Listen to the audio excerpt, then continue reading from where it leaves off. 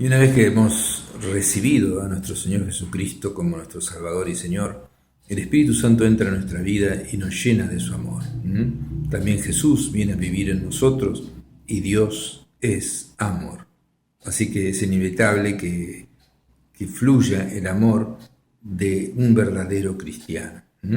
Pero vamos a ver lo que no debemos hacer. En Romanos 13:8 dice la palabra de Dios: no debáis a nadie nada, sino el amaros unos a otros, porque el que ama al prójimo ha cumplido todos los mandamientos. No deban nada a nadie, sino siempre uno es deudor de dar más amor a aquella persona o a aquellas personas que pertenecen al pueblo de Dios y también a los que no pertenecen al pueblo de Dios. Romanos 14:13 dice la palabra de Dios que no debemos juzgarnos los unos a los otros. Y Mateo 7:1 dice: no juzguen para que no sean juzgados. Eso es algo que tenemos que hacer, o no tenemos que hacer. No tenemos que hacerlo, no tenemos que juzgar, no nos juzguemos los unos a los otros buscando los defectos, y después contarlo, aquella persona. Todas las personas tenemos defectos. Así que hay que ser misericordioso, hay que ser bondadoso, y hay que pasar. Dice que el amor cubre muchas faltas. El que ama deja pasar muchas cosas y no se está fijando en el punto negro de la sábana blanca. Entonces, no nos juzguemos los unos a los otros, porque Dios nos va a juzgar y con la misma medida con que medimos vamos a ser medidos. En Gálatas 5:26 dice: no nos hagamos vanagloriosos, irritándonos unos a otros, envidiándonos unos a otros. Ese es otro mandamiento de Dios. No ser vanaglorioso, tampoco irritar o envidiar al hermano. Colosenses 3:9 dice: no mintáis los unos a los otros, habiéndoos despojado del viejo hombre con sus hechos. Cuando llega Jesús, nueva criatura es, las cosas viejas son pasadas y Dios hace todas las cosas nuevas. Entonces, eso de mentir es algo malo, es algo del pasado. Entonces, no se mientan los unos a los otros. Y estamos refiriéndonos también, no solamente con los hermanos de la iglesia, sino con las otras personas. Santiago 4, versículos 11 y 12 dice: hermanos, no murmuren los unos de los otros. El que murmura del hermano y juzga a su hermano, murmura de la ley y juzga a la ley. Pero si tú juzgas a la ley, no eres hacedor de la ley, sino juez. Entonces, no debemos murmurar, porque entonces nos ponemos en una posición de jueces en las cuales Dios no nos ha puesto. Si uno empieza a mirar los defectos del otro, Dios no te puso como juez. El único juez es Jesucristo. Entonces, no hacerlo. Santiago 5:9 dice: hermanos, no se quejen unos contra otros, para que no seáis condenados. Es algo bastante fuerte. No se quejen unos contra los otros. Entonces, son mandatos claros de Dios que quizás no sabíamos que estaba en su palabra. Entonces, 1 Pedro 3:8-9 dice: finalmente sean todos de un mismo sentir, compasivos, amándoos fraternalmente, misericordiosos, amigables, no devolviendo mal por mal ni maldición por maldición, sino por el contrario, bendiciendo, sabiendo que fueron llamados para que heredaran bendición. Mi esposa contaba el otro día de una parienta nuestra que la maestra del colegio odiaba a su hijo, y el chico venía llorando, todo eso, y ella tomó la decisión de orar, y el Señor le dice que la bendiga a esa maestra, en vez de maldecirla, en vez de enojarse, que la bendiga. Entonces oraron con el chico y bendijeron a esa maestra.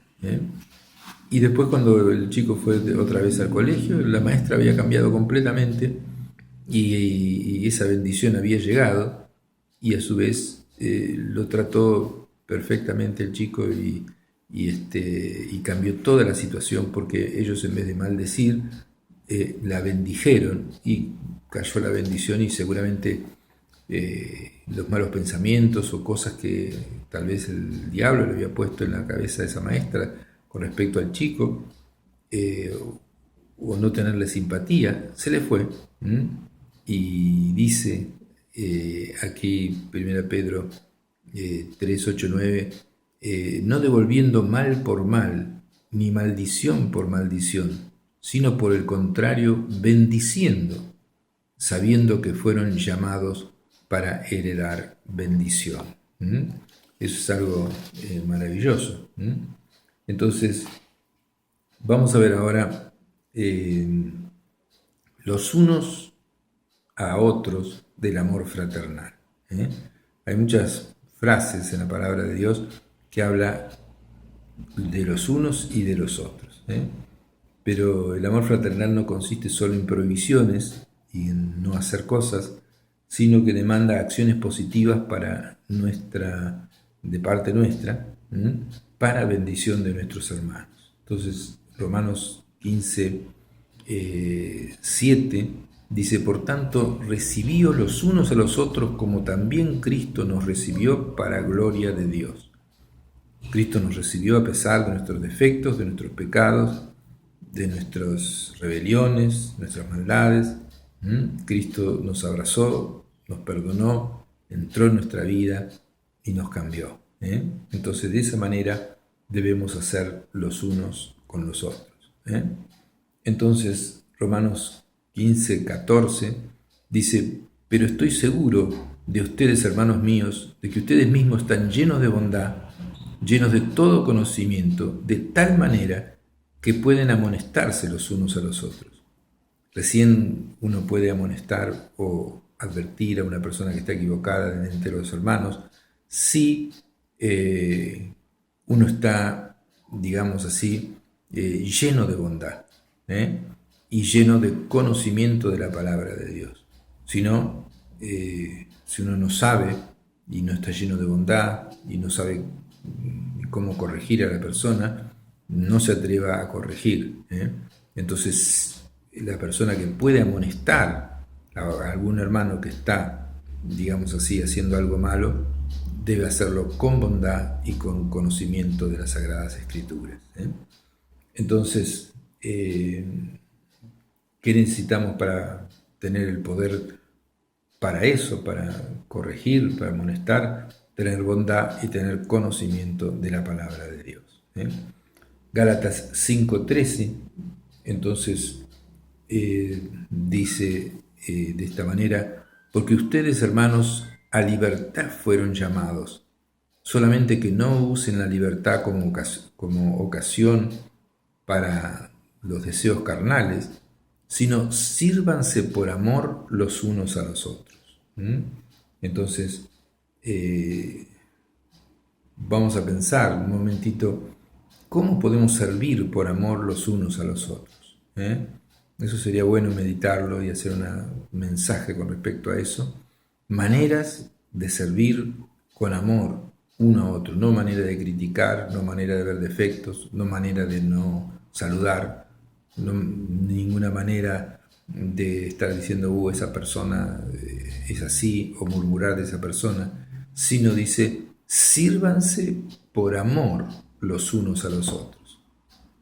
Estamos viendo realmente cuánto nos falta como cristianos, digamos, para ser, digamos, una verdadera sal y una verdadera luz del mundo.